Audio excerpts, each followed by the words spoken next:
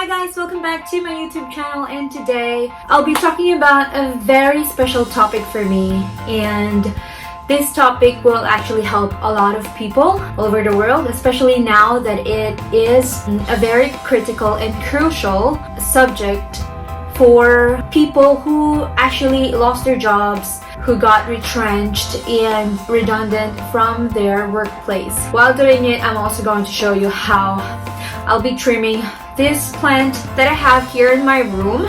So this is actually our spare room here in the apartment that we're renting at, and unfortunately there's a bed that is standing here at the wall and it collapsed on top of this plant. So a lot of leaves have died, and especially this flower that I was actually expecting to bloom for like maybe 2 weeks or so. But anyway, for those who are first time here in my YouTube channel, welcome to MisunderstoodCheeky, and please stay tuned.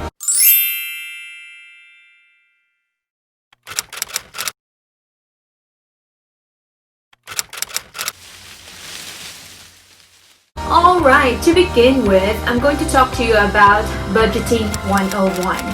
So a lot of people are actually know me as someone who is kuripot or frugal. Not to say that I'm frugal, but to be honest, when I was younger and when I was still in college or in high school, I was really so kuripot or frugal. I always think twice, maybe 3 times whenever I need to spend some money, especially when it is not important. Like for example, if I want to buy like clothes that is actually not needed anyway, I'll have to think twice if I really need it. So maybe that is actually the root why, well, self-proclaiming I'm good in handling my finances.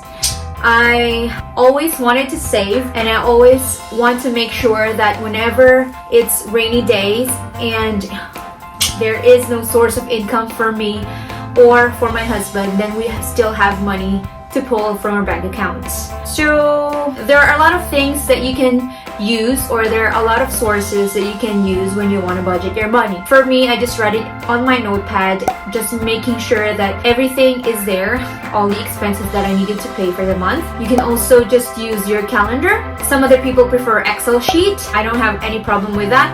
But for me, it's just so difficult to track it down, especially when you're on Excel sheet. I think it's also important that you do everything in an exact amount. Well, that's for me. I'm not sure for other people. But another thing, there are some app software from your phone that you can use for budgeting your money. I'll be listing down some apps in the description section below so that you can check out some software or applications that you can use when you want to budget your money. So to start with, okay, so we know where we get our cash from, our financial resources from, and most of us get it from our salary. So basically, if you're getting it from your salary, you have to divide your salary into 3. You can divide it to needs, savings, and wants. So basically, I will be jotting down what are the things that can be considered as needs and what are the things that can be considered as savings and wants. So let me start off with you knowing how much is your salary. So like, let's say basically when I was still in Philippines, during my 3rd job, my salary was ranging from 15,000 pesos. Yes, that is very low. That was my salary from the hotel that I was working with, and that already includes the service fee that you get when you work from a hotel. So if you are going to think about it, 16,000 is not a lot. How much our expenses nowadays, how much is our telephone bill, how much is our electricity, water bills, it's actually a lot. And for a single person, I am blessed to be living with my parents, thus I don't need to pay as much. Next thing you have to do is you have to list down all of the expenses that you are paying, which includes electricity, water bill, telephone bills, cable bills.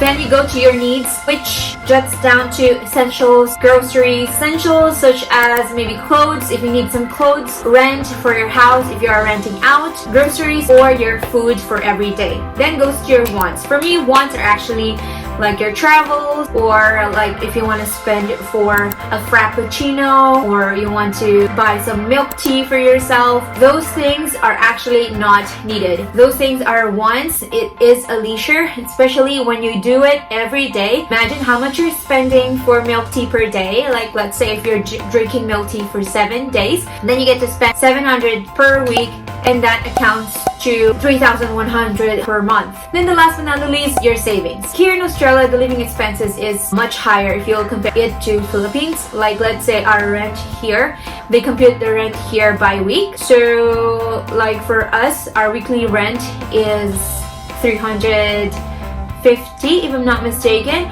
So $350 doesn't necessarily mean times 4, and it comes 4 weeks. It's gonna be 350 times how many weeks in a year divided by 12, and that's how much you pay for your rent. So yes, it is more expensive here but cheaper if you'll compare it to Singapore. Of course, the salary is higher here, but if you'll think of it that way, your salary should just compensate on whatever needs you have. And if, for example, if you're living in the Philippines, if your salary is that low or as low as when I was in Philippines, like 15,000 pesos, I don't suggest you moving out from your parents' house. Maybe it is still wiser to stay with your parents and share for some expenses at home, such as for the electricity bill or for the telephone bill, or just chip in whenever they buy groceries for the whole family. It is definitely way cheaper if you will go out and have to rent out for yourself. Yes, being independent is very important, but then you also have to think about your goal. Is your goal to be an independent person, or is your goal to be someone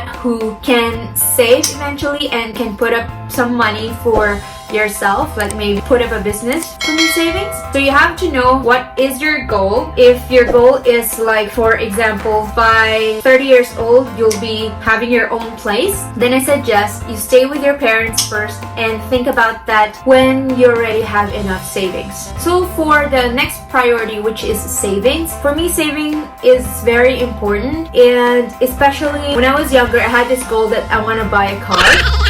So I wanted to save 100,000 pesos from my salary, so I stick to just spending such amount whenever I receive my salary. So what I did was, whenever it's payday, I'm gonna withdraw all of the money that I want to save and put it in a separate account, and just leave whatever amount I needed for the rest of the week or for the rest of the 2 weeks before the next payday.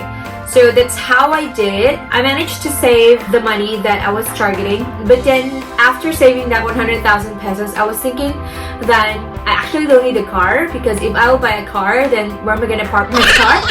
So that results to me upgrading my dream to buying a house instead. So instead of buying that 100,000 pesos, a car, which I can buy a second-hand not so good car in the Philippines, I actually saved it and invested it to Sun Life. I put some money as my mutual funds and put life insurance, which has returns such as variable universal life, and until now I can see that the interest or the return that I'm receiving from those insurances are actually higher if you'll compare it to the bank. So you have to think wisely on where you will be putting your money. Of course, putting it in the bank is not actually a no-no. It's not totally wrong, but think about it this way. Putting your money in the bank and getting cents as interest every month is not the same as getting hundreds or thousands if you're gonna put it in an investment company. What?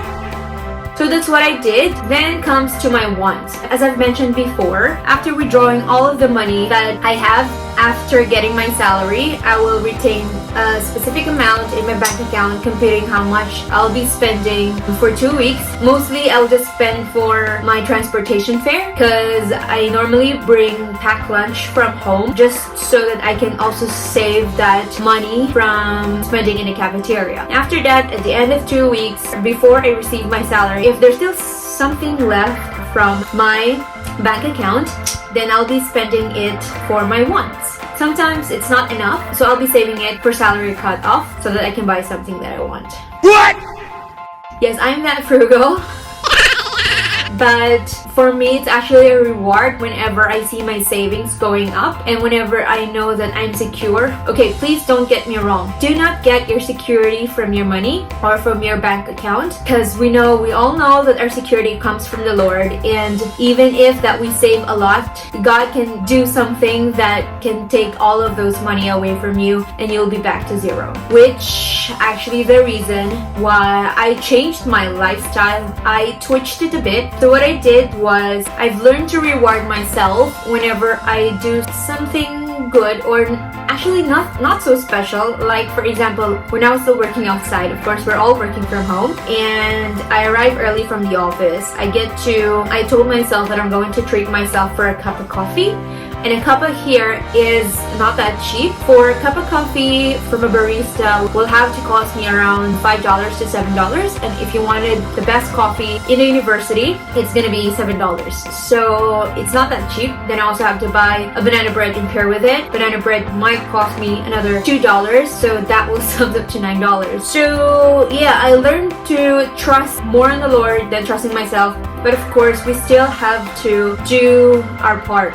Savings is actually very important, especially now that we're in this pandemic. We are not actually sure when everything is going to be lifted, and we have to make sure that we have enough savings and there's something that we can grab onto when all else fails. Also, I've noticed that a lot of millennials nowadays have learned to travel a lot. It is not bad to travel, but breaking your bank just to go out of the country is something that is actually not practical. If you feel like you deserve it, of course, definitely you deserve it, but you have to have at least savings for your rainy days when something like this happens.